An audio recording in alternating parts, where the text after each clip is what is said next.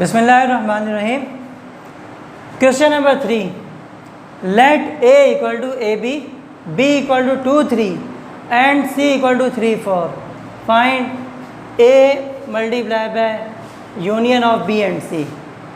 अब यहाँ पर हमें दो किस्म की इंस्ट्रक्शंस दे दी गई हैं।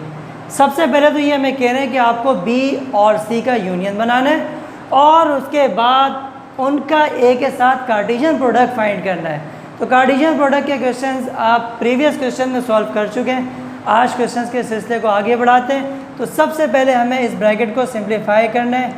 b union c, elements of b are 2 and 3 while elements of c are 3 and 4।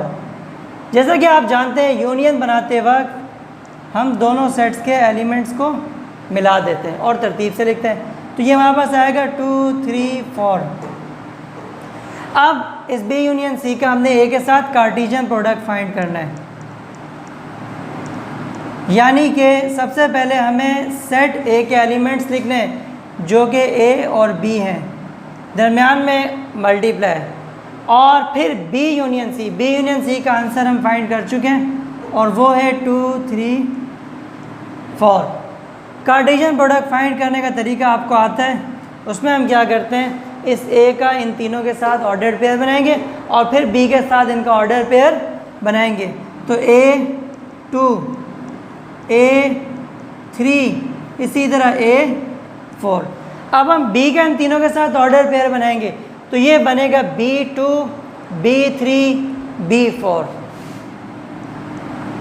b2 b3 b4।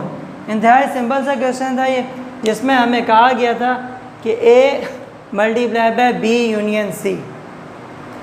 तो उसके लिए सबसे पहले हमने ब्रैकेट को सिंप्लीफाई किया और फिर उसका a के साथ कार्टेशियन प्रोडक्ट फाइंड किया।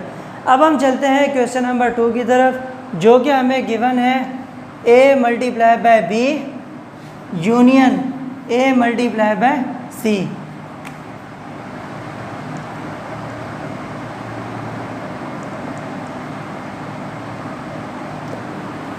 तो यहाँ पर पहले हमने दोनों ब्रैकेट्स को सिंप्लीफाई करना है, कार्टेशियन प्रोडक्ट दोनों का अलग अलग फाइंड करना है। a हमें गिवन है ए बी, जबकि b हमें गिवन है 2 3। कार्टेशियन प्रोडक्ट फाइंड करने के लिए हम a का इन दोनों के साथ ऑर्डर पेयर बनाएंगे। तो ये आएगा a2 इसी तरह a3, फिर b2 और b3। तो ये हमारे पास आ गया a और b का कार्टेशियन प्रोडक्ट। अब हम चलते हैं a और c के कार्टेशियन प्रोडक्ट की तरफ, जो कि हमें गिवन है a के एलिमेंट्स हैं a b, c के एलिमेंट्स हैं 3 4। तो इसका ऑर्डर पेयर आएगा a3 a4, इसी तरह b3 b4। अब हमने ए बी और ए सी का कार्टेशियन प्रोडक्ट फाइंड कर लिया है। अब इन दोनों का हमें यूनियन फाइंड करना है। a multiply bye b union a multiply bye c। a भी हमारे पास आ रहा है a2 a3 b2 b3। इसी तरह हमारे पास ए सी का जो आंसर है वो है a3 a4 b3 b4। अब हमने इन दोनों ब्रैकेट्स का यूनियन बनाना है।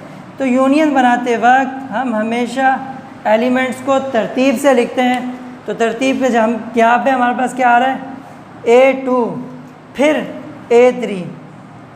इसी तरह सेकंड ब्रैकेट हमारे पास a4 आ रहा है, यानी कि a3 को हम दोबारा नहीं लिख सकते क्योंकि a3 यहाँ पर भी आ रहा है, यहाँ पर भी आ रहा है। इससे हमने वन टाइम मेंशन करना है। उसके बाद b2 b3, इसी तरह b3 दोनों में आ रहा है तो उसे हम वन टाइम मेंशन करेंगे और देन b4। अगेन इस क्वेश्चन को एक बार रिपीट कर रहा हूँ, a cross b union a cross c। ए और बी का हमने कार्टेशियन प्रोडक्ट फाइंड किया, जो कि आपको इसका तरीका आता है, यानी कि A2 A3 B2 B3।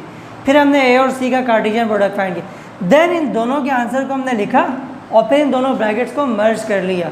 Union find करते वक्त हम इसको इसी तरह सिंप्लीफाई करते हैं।